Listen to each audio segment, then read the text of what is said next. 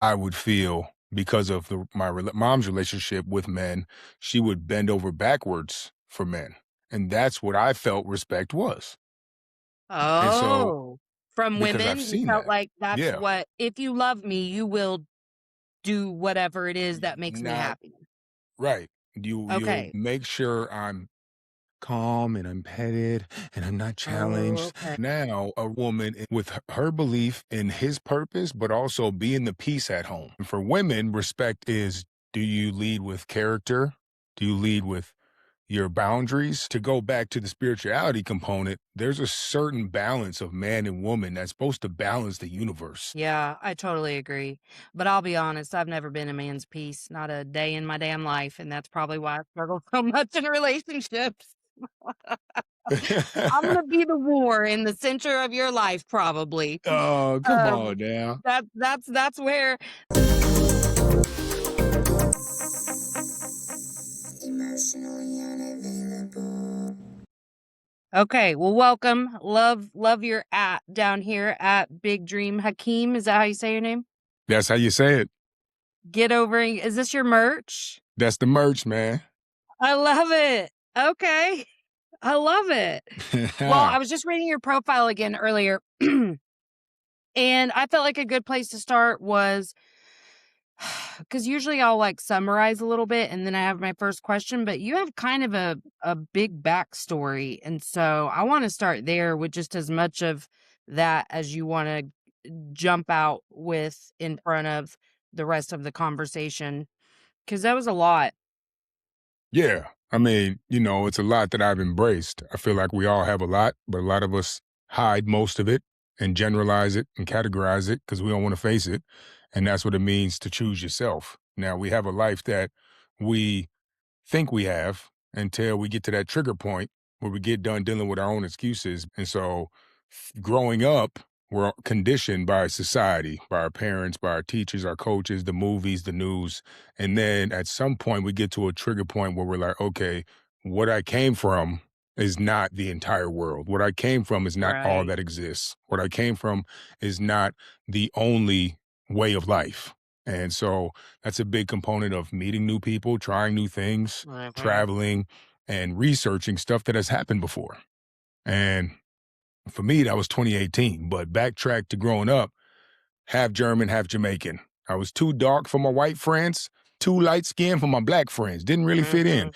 until I found my passion, which was sports. I was an athlete from 4 years old till I was 26. I played something athletic year round. That was my place of peace. And anybody else who enjoyed that passion became my people, which is why I always talk about finding a way to figure out what you're curious about, make time in your foundation to be able to research and reflect, and you will find your tribe. And it may not be the people you grew up with.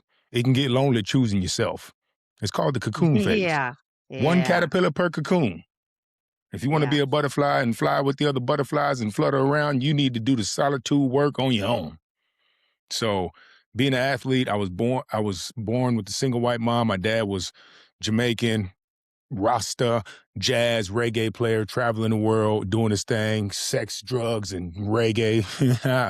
and, Rasta Sex, man. drugs, and reggae. That was it, yep. And I so love when I it. was 10, my little brother was born. So then it was my mom, my little brother's dad, and me. When I was 16, he passed from leukemia. When that happened, that was a realization where I was like, oh, life is for real. People die. A lot of Mhm. people, it's their grandparents or their dog. Hopefully not your parents first, and hopefully not your kids first. But for me, it was my brother, and watching what that did, what the medical system and the healthcare system, how they treated him, but also how it impacted my mom, showed me a different side of family. And so that was kind of my first expansion, conscious expansion of life, understanding it's fragile, but when we grieve, a lot of people will hide it. They'll get depressed and they'll just sit and not do nothing. There's people who will mask it under work, under money, under other people, relationships, sex, Mhm. addiction, screens, drugs. And so I had a combination of all those things throughout 11 years. But my mask happened to be sports. When I pulled the plug on them, I went and got in the van. I played a basketball game and I had a dream to go to the NFL. As long as I had that dream, I had the mask that said I was okay. As long as people saw me performing in Mhm. practice, showing up in school, playing every game, they're like, "Oh, he's fine. Nothing wrong with him. Look at him. He scored a Yeah. touchdown. Look at him. He dunked the ball. Look at him." Right. Like, if you're still able to show up and function in these ways that are expected of you, then you must be fine. I must be fine. So that was the Yeah. mask. That was the ego, right? That was the macho, Mhm. masculine, societal, toxic masculinity of not being vulnerable and not being accountable for your emotions, talking to people, meditating, journaling, reflecting, all those things now that I do on a daily. And so I went D1 full ride. Didn't like it. I ran from it just like I ran from the grief. Now, what happens on the inside will always happen on the outside. Our ego, our mind, is what reflects our projections. So, whatever your self belief is becomes your interpretation of what's happening in life. So, if I'm Mhm. angry, resentful, fearful, and running, then I start to do that in my real life. So, I went D1, then I went D2 on a scholarship, tore my ACL, caught a case, Ugh. caught a felony, first degree assault, 86 months over my head, probation for 20 years, dropped out, had 5 knee surgeries, was in the streets. That was my second dark place. The first was my brother. The Damn. second was when I dropped out in those surgeries. Yeah. Then I went back to school, went D3, played 4 years, got All American, got my bachelor's degree, tried to go pro, broke my ankle again, went back into the dark place because now I lost the mask. No more sports. It's over. You're not going to the league no Damn. more. Yeah. So I went into substance abuse and I went down there for 2 years. And eventually my choices led me into solitude. And in solitude, the choose yourself process was born, which is in 5 pillars that I now implement into my workshops, retreats, and into the choose yourself community, which we meet every week. We got powerful, powerful self-choosers in the CYC who go through these 5 pillars and are now embracing their story that they've hid for years, that they've sabotaged their life subconsciously because they didn't deal with their emotions. They attract the things that they hid and they can't figure out Mhm. why they're in this loop of toxicity. And you should see Right. as that happened, now those systems I used to pull myself out of that dark place, I now implemented into personal development, business development, brand development, and spiritual development. It's the same systems, and those can be Mhm. applied to any transition. And so when I was selling with my uncle and his company, and I was top in sales. I moved to Manhattan from Minneapolis to the Big Apple. Was there for 6 years, and in those 6 years in New York, the Choose Yourself community and movement was born. And now I just moved to Florida. That's what I call it because I'm a flow reader, a growth needer. And so I moved down here to expand the brand and expand my nature of anatomy because of the environment down here compared to the concrete jungle. And so now I'm down here speaking in front of kids on stages, hosting workshops, retreats with the same system I developed in my life through my story, helping people build their brand from their story. Right on. So, what can you identify now in hindsight? What were some of those subconscious narratives that were driving you that made your outside look the way it did? What was happening inside that maybe you weren't aware of then, but you're aware of now that made your outsides look so dark?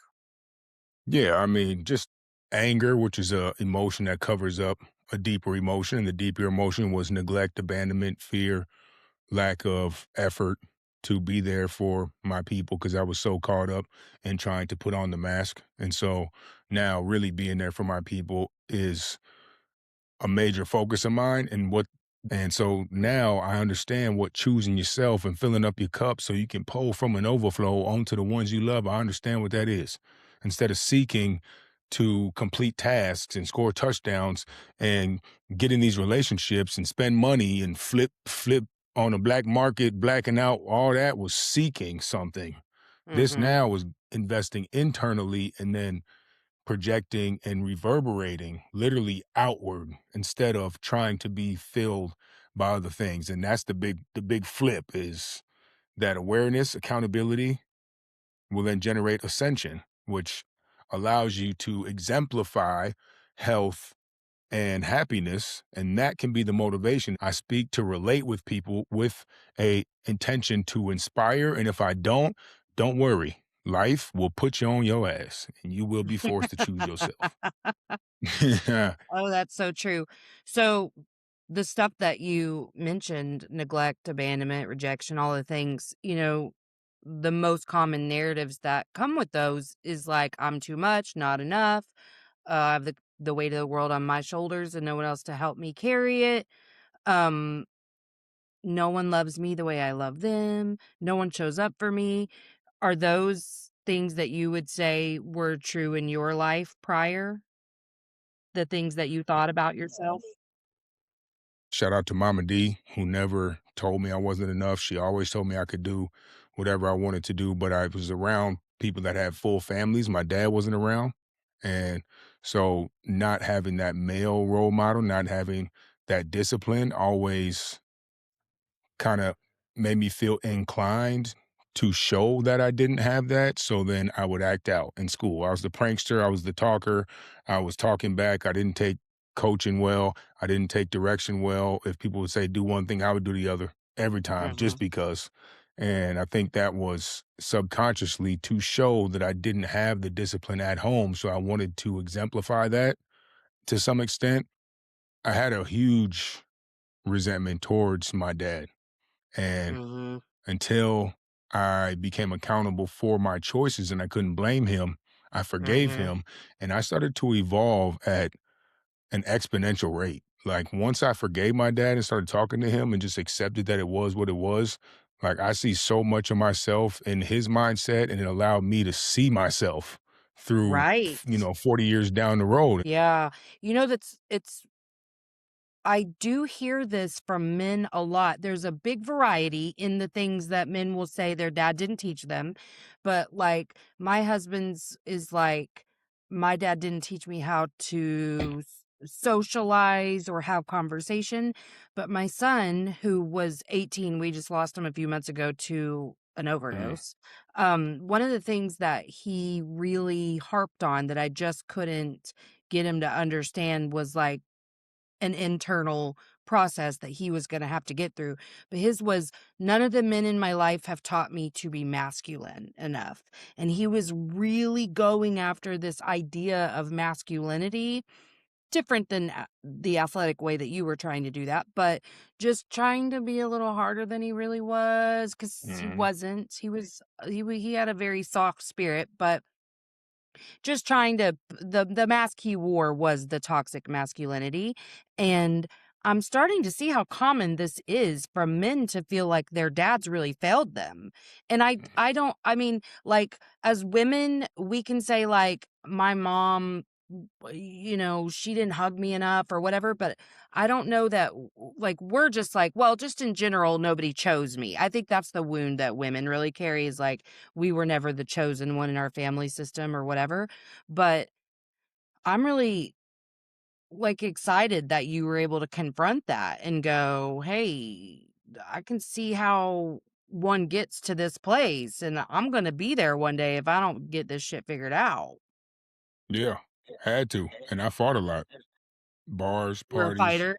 I fought a lot. Yeah, that's where I Yeah. got locked up. I was in and out of the system and, did 8 months twice and because I was fighting.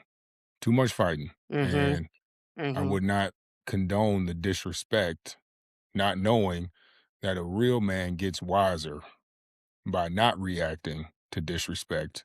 A little Mhm. boy is the one that tries to control the person who's disrespecting them.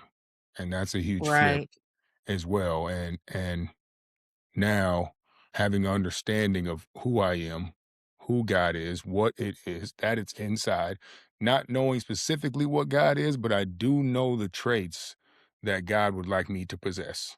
And you can Mhm. feel the difference once you embrace the times you didn't possess those. But if you still possess those, you probably don't know because you don't know otherwise. Right. And there's a point of expansion that you go into the unknown and the uncertainty where you got to have some type of blind faith in something. I don't know if it's Something bigger than something. me, yeah. Yeah, even when you go to college, you reading something, you don't even know what you're learning, but you got a faith in whatever that curriculum is to become whatever you think you want to be.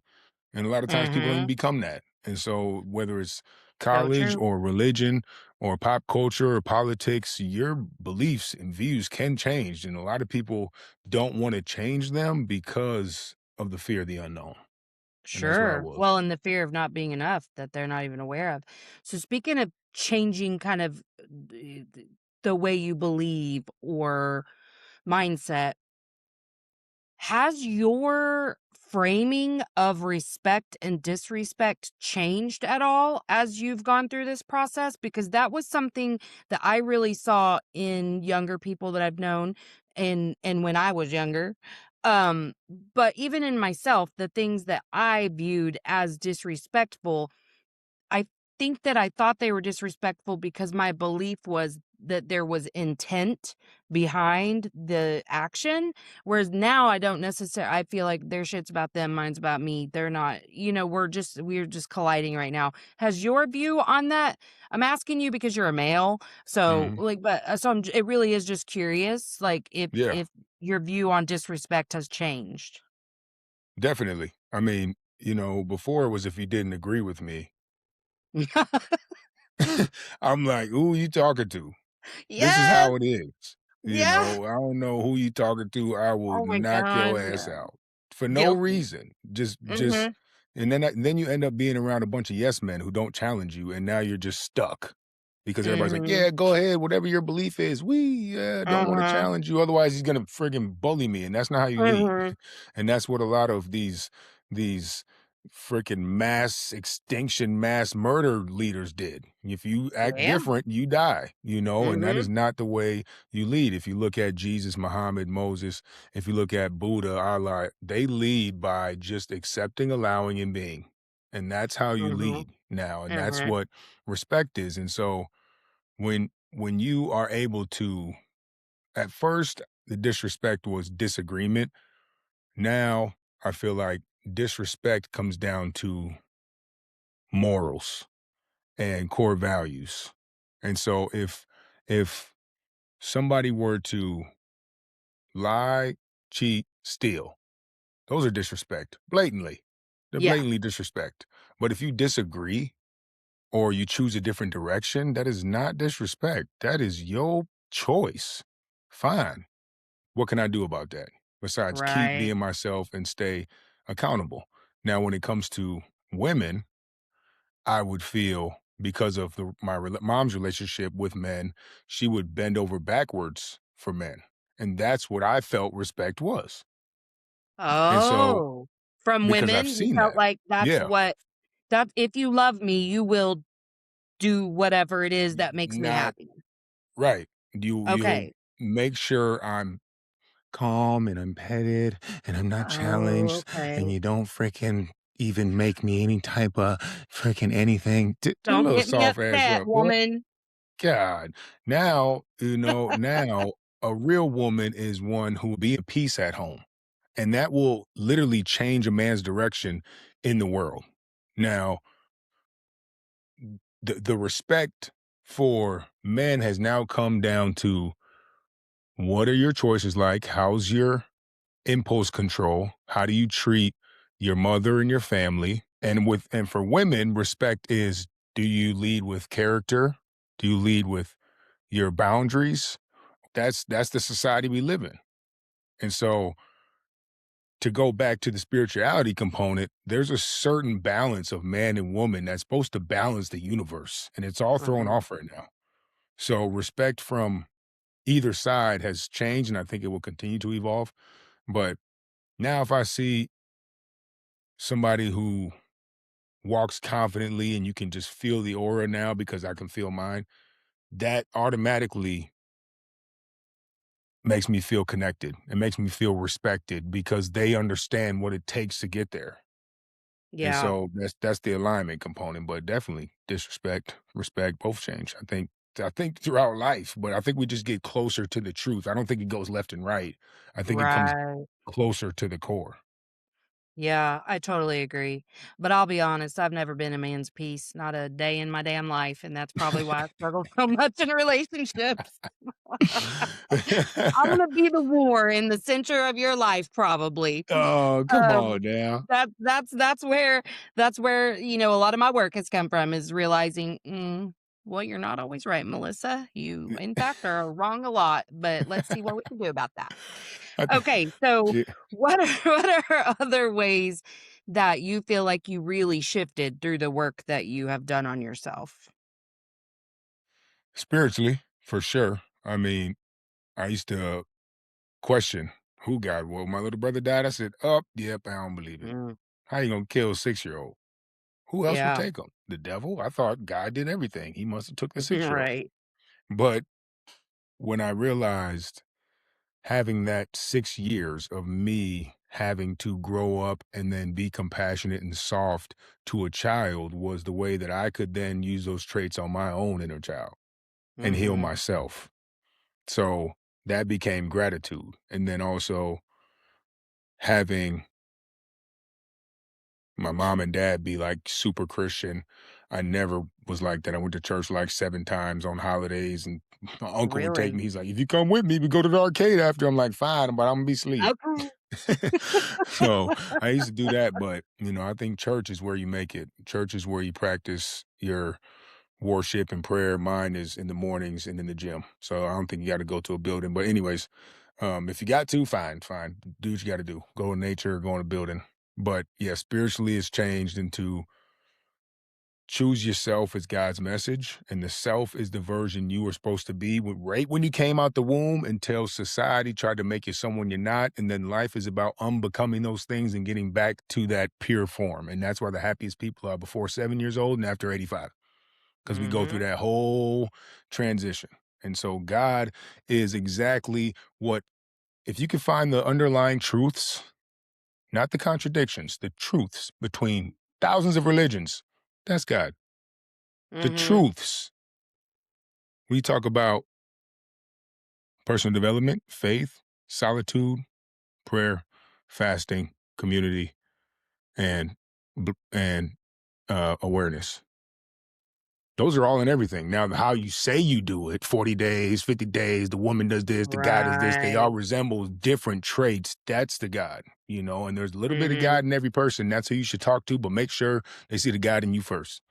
And if they don't see the God Yeah. in them, of course you won't see it. So that was a huge shift. But then my thoughts about fitness. I used to work out to perform. Now I work out to live Mhm. longer and walk at the end of my life and wipe my own butt. So now I'm learning about gut health. I used to eat Yeah. fast food and freaking all day McDonald's, Taco Bell, jail food, school food, freaking gas station food. And now I'm like, I can't. I think that comes with Yeah. age too, but also learning about what's in the food and what's going on and with the propaganda and how they try to get you sick and then get you hooked on drugs and all that. And then the pharmaceutical industry as well. That's a huge shift. Mhm. And I used to take ibuprofen and allergy meds like nobody's business. Now I don't take it at all. Yeah. And so those three things, I think just awareness of like what life is and what we should be doing Mhm. was a huge shift in helping people embrace their story. Because when the fourth day on my second 8-month stint, I started writing my story down and I wrote down 5 chapters. That was it. Five experiences. It weren't even a chapter title. And then that was 2017. It took until 2023 for me to write my book. And the whole time I just had a notepad on my iPhone and I would type in chapter and I'd be like, oh, I'd read a book. I think about, oh my God, that happened. Type it, figure out what chapter went in. So I had this huge long note about it. And eventually it got so long I had to make another notepad. I'm like, all right, let me get this onto a document. And then I wrote on the document. And then over time I kept tapping into it, refining it. And then on Christmas last year, 12 hours straight, I wrote it with my co-writer, editor. And then Christmas Eve and Christmas, I did 12 hours each and wrote my book. And it's only 88 Nice. pages, but it took that long because when you suppress it under masking and numbing, you don't even remember what stuff that happened until you write it down. You're like, oh, okay, that happened. I accept it. I researched grief. Now I'm not so much in pain about it. What's the next layer under there? Because we just be like, oh, that was age 0 to 7. Mhm. So writing your story, embracing your story is really how we become aware of the triggers. Yeah, I agree, but what is your belief about embracing your story? What does that mean to you? Well, you got to go. I would say, here's a quick exercise. Go back to the 3 times in your life that changed your life to before and after. What were those? Write down the victim interpretation and then write down the chapter title as if you were trying to inspire someone else. So, little brother died, fell in, 5 knee surgeries, my dad, my girl left me in jail, got robbed, got beat up, boo-hoo. How do you flip those into the positive? That's embracing your story. Now, when you move through the world, you use the pain for power so that when you see that in someone else, you now work with empathy and you work with compassion because you've had that with yourself. Mhm. Now, if like I was, if you're like, "Oh, it's messed up they took a 6-year-old." Somebody's like, "I lost my mom." I'm like, "At least they weren't 6." Don't matter if you lost your phone, your dog, your wallet, your mom. Loss is a loss. Everybody's worse Mhm. is worse. Okay, so it does the pain of loss, and when we understand that, we embrace that, then we have compassion for people who have lost. It doesn't matter how bad it is for us. It's the fact that Right. they have the feeling of loss right now. And now, Right. what did we do through our loss? We can provide those tools. So we go into the pain, find the systems. Mine was 11 years of mass, numb, and then systems. So Mhm. a big thing that we do in the CYC is we write our story. You ain't got to publish it. You ain't got to say it to no one. You write the titles, the subtitles, and you start writing paragraphs as we go through these inner sizes and we start to go through the choose yourself process. Using my book as an example, you write your story and then maybe you leave it for your kids when you die. I don't know. I Do love what you want. that. Do whatever you want to do, but write a book. Write a book, Yeah. and it's a lot different. When I wrote That my is a book, great way to acknowledge the parts of your life that really shaped who you became. mhm, and when I wrote my book, I was like, "Oh, man, how do I talk about my dad? How do I talk about my mom? What parts can I Uh-huh. say?" And this is stuff that, like, Uh-huh. you have this chatter inside, and you have these beliefs Yeah. about it, but when you write it in your book, you're like, "Oh, I don't know if I should say that about my." Oh, no, and Yes. then you're like, "Okay, so why I do I waited say till that in they were my." all dead, and then I wrote mine. I was like, "Well, I can't be fighting with folk about that. Can't be Like, can't be sued or nothing." and then when you write your book, you're writing it not like, "Oh, this happened, this happened, this happened." You don't write so much the victim. You only write the positive because we care about what other people think of us a lot more than we care about ourselves, and that's how we're raised. And Mhm. so when you have to write it for someone else to believe, to inspire someone else, you flip your mindset because you want them to be inspired. You want them to see value in your story. So you have to see your own value to write it as such. That is a very good point because I'll be honest, my initial thought was a little like, well, there's a little bypassing in there, but you're exactly right. If you're going to make yourself look like a hero, you have to believe you're a hero. And Mhm. so finally, I know lots of people who don't see their worth and value. So you're right. That is a great way for someone to start to see themselves as worthy and valuable. And like they do have something a lot of some things to offer the world. Mhm. I think Yeah, I everybody like that. does, but Yes. it's in the parts that we hide, really. Yeah, yep. So, in you kind of I'll just say in your victim consciousness, um, did you kinda start to look at, like, how you attracted certain experiences? Yeah, just because, you wanna get lit, you call the people with the lit products, you know? You want a mask, you find people who enjoy the character that you're portraying. You don't Mm. you don't God, do go I know into a all about sober that. house when you're trying to mask getting lit. You go to the party, you go to the after party, you go to the women Yeah. who are hurt, you go to the Mhm. casino, you go to the freaking tobacco, nicotine, sugar, liquor, weed, screens, pills. You go to that and you find people with Yeah. that. And so, but the awareness wasn't there. I thought those were my friends. Of course, yeah. You think because you're like, you're doing it, I'm doing it. We're great. We always have a This blast. is Up for three awesome. days. This is Mhm. fun. Nope, not at all. And when I started to change, I haven't talked to those people since then. Since Mm-mm. I did that Oh, they disappear second, so quickly, yeah. they're gone. When I did those 8 months twice, they couldn't call me. I couldn't go out. And so I was like, dang, I had about Mhm. 4 friends who were still with me. My mama D, Big Greg was there.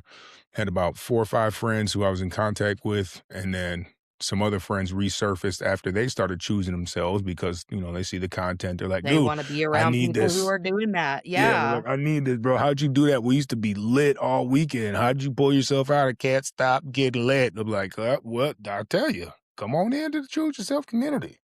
Yeah.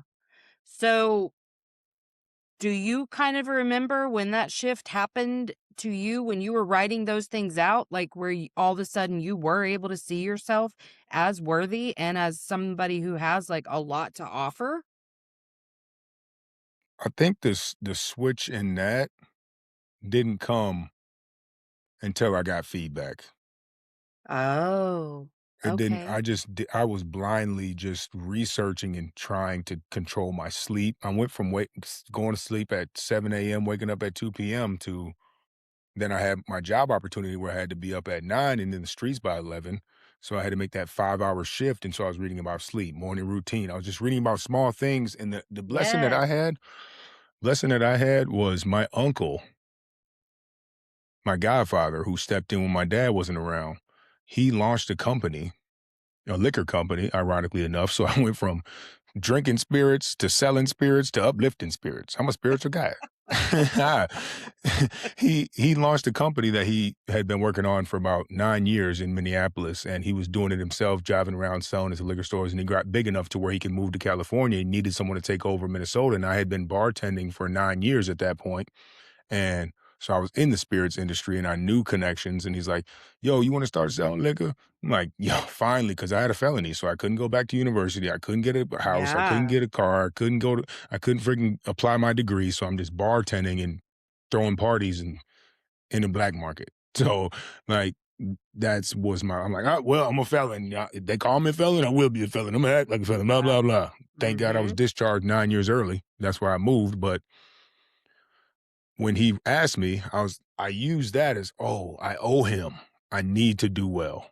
Yeah. So now I really took that sales job seriously because it was my uncle who looked out for me for so long, and not knowing that that was the catalyst for my evolution, my Mhm. dedication. I'm like, I can't stay out late. I have to go sell liquor for my uncle. Our family's gonna be rich one day. So now it became about someone else, Yeah. just like my athletic mindset. I can't go out. I have a game on Saturday. I can't go out after Mhm. Tuesday. So that mindset just clicked right away. I said, okay, I got farmers in Mexico. I got my uncle. I got my dad. I got my kids coming. This is my way out the hood. So that Yeah. shifted my focus from personal development to business, psychology, sales, communication development, studying the liquor industry, but I still had the systems that pulled me out of my dark place that I implemented into Right. business. And so if it Right. wasn't my uncle, I probably would have tricked it off. I probably would have messed it up. But because it was my uncle, 2018 to 2021, I just locked in to the Mhm. systems, the foundation, the nighttime routine, sleep, morning routine, boundaries, and not overindulging. Now, I still like to have fun, but you got to have a balance of it. You can't be Right. dependent on it, Right. and you got to be able to flush out the toxins and get back on track. If you can't dabble without depending, then you should not at all. You should break free. Yeah. That's So probably not for you. that's what I'm saying. My dad runs a sober house 14 years, and he said some people can drink and some people drink and do crack. I was like, dang, you right. He's like the people that drink and then That's go so get crack true. Some should people not do drink. drink and do crap. I was like, yeah, if you can't drink and then go to sleep, you got to go out all night. You should not be drinking. And if you got diabetes, you shouldn't eat sugar. And if you ain't got no money, you shouldn't go to the casino. Like, not everybody can do Right. everything, you know? Right. So having that though really helped with my evolution. And then when he was like, finally, after I was just killing it, I just boosted sales. I'm 500% every year. And he's like, you're doing a good job. I said, oh, what? It's the Uh, first time my dad or uncle has ever said that. I said, what? I'm doing wow. a good job. This is tight. And it lit me up. And I kept going and kept going. And then I didn't start doing my content online until I got to New York. Because first it was Revel. I'm going to take over the company. Revel, sales, Revel, promotion, activation, consumption. Oh, I'll still drink, but I got to go sleep early because I got to wake up, hit the gym, and still get ready and look at my physique. I can sell. Look, I look great. I got a great product. Yeah, and that was the whole freaking part of it. But I moved to New York, and like after about a year over there, that company pulled the funding out of New York.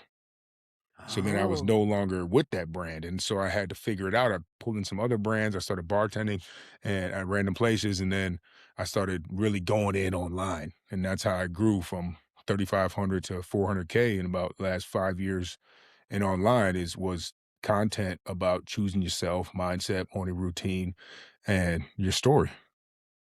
But I had my uncle to motivate me as an external motivation in the Right. transition. So grateful for Yeah. that. Well, I mean, and listen, we all need that sometimes. It's kind of like needing a dopamine hit here and there. I mean, there Mhm. you got to have people around you who are going to motivate you whenever you're not able to do that for yourself. You do. That's why community is so important. So, if that's what it took, that's what it took, but you absolutely did have a structure and a system in place to be able to Mhm. meet those expectations, because if you hadn't done the things that you'd already done, you could have tried real hard, and that doesn't Yeah. mean you've been successful. If you were still sleeping until 2 p.m., Right. you knew how to shift Had because to you had shift it. done some things, you know? Yeah, yeah, and in the first couple months, it was a little rough. My Oh, I'm expenses was out of sure. control, my Ubers, my uncle was like, "What are you doing? You don't even have any Mhm. sales." I was like, "I don't know, I ain't never sold liquor, I'm just drinking it."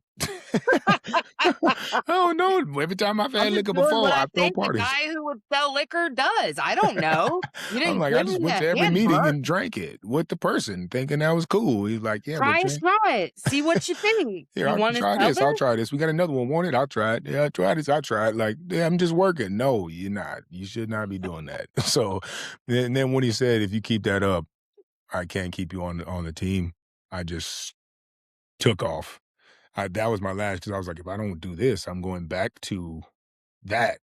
And so I really just eliminated all expenses, drove everywhere, didn't drink, didn't Uber, and took off in sales. And from then on, it was the rest was history. I crushed it in Minnesota, and I'm grateful for having that support of my uncle and the people that are on the team. Yeah, and you said you're in Florida now? Yep, Florida, Wow, what a life.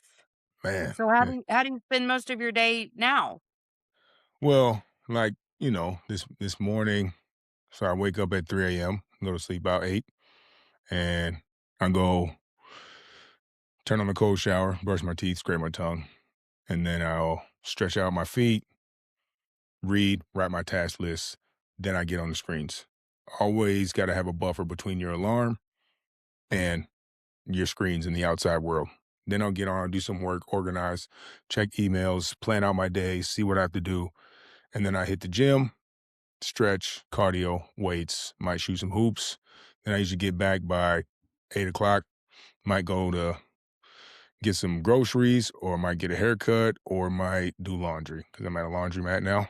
So one of those three things are usually at like 8. And then my first meeting's not till usually 10, 9 at the earliest, but from 8 to 10, I'm cooking, usually doing more content and more business, having my calls with my family and my people, do those in the morning. And then 10 until like 3 is usually meetings, podcasts, my CYC, my coaching, my business, my mentorships, any other type of group features or online connection. And then at night, I typically plan my next day, but I also have some calls in there too. Sometimes they overflow, but that's the structure, man. The morning I choose myself, the middle of the day is connection and community, and the end is creation. And I try to create at the end because I get inspired by people in the middle. I create in the morning Mm, and at the end. The morning motivation comes from the subconscious from after you sleep. That's why I don't touch my mhm. screen because I'm brushing my teeth, I cold shower, I stretch. I just have thoughts firing just Yeah, in the yeah. morning. If you get right to your screens, you're blocked. Now you're thinking about Mhm, what you're looking at. Turn on the news, mhm. you turn on friggin' some type of music, you turn on so I just nothing, it's dark. I even cold shower in the dark. I've failed before. Yeah. I caught myself. I didn't I did I did fall because I just got to this new place. I didn't know the land like that, so now I hit the lamp. Hit the lamp now, but yeah, so that's important, but that's how I structure my day, and then if I do have to bartend, I'll go usually 5 until midnight, and then I'll start my day I'll go to sleep like 1 to 8, and then I won't start my first meeting till 12, but I'll condense my morning routine down Right. into 90 minutes instead of 3 hours, and I'll still check the box, and I'll start my day a little later, so flexibility, Yeah. and that's what we talk about and about the foundation, and, I have a 12-hour foundation, and I have a 7-hour foundation, and the foundation is your Yeah. nighttime routine, sleep, morning routine without people, Mhm. without screens, and without toxins. That's it.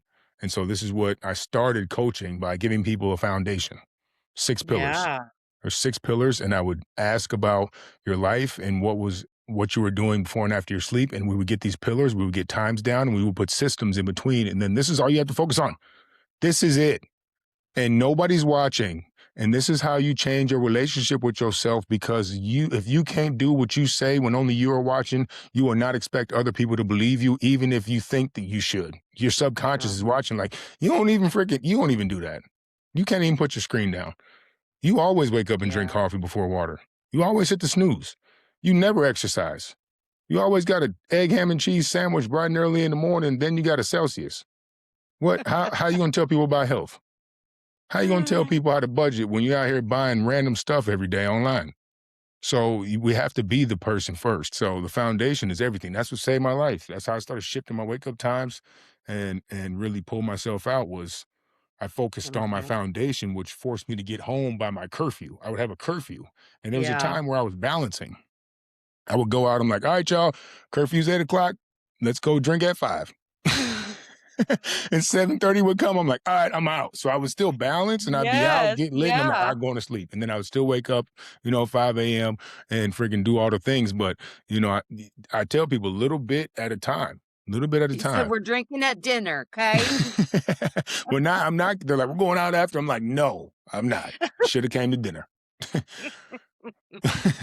That's awesome. Well, I've loved having you today. Tell us where we can find you. Yeah, Big Dream Hakeem on IG and TikTok, Choose Yourself channel on IG and YouTube, and the Choose Yourself community is on the school app. We meet every Tuesday, 10 a.m. Eastern time for accountability, build your brand from your story. My book is available online, Choose Yourself to Be Chosen, and you can tap in to chooseyourself.info, submit your email, and find out the details on any more workshops we have coming up. Will be coming up this year in 2026. We have Tampa, LA, Sedona, Virginia Beach, and there's one other one. Just send your email. I'll send y'all the info, but got a lot of stuff coming out. And if you have an opportunity in your city, please believe I will do my best to collaborate with you and the people you know. I love it. Well, thank you so much, man. Yeah. Thanks for coming to Emotionally Unavailable. If you haven't already, like, subscribe, and share.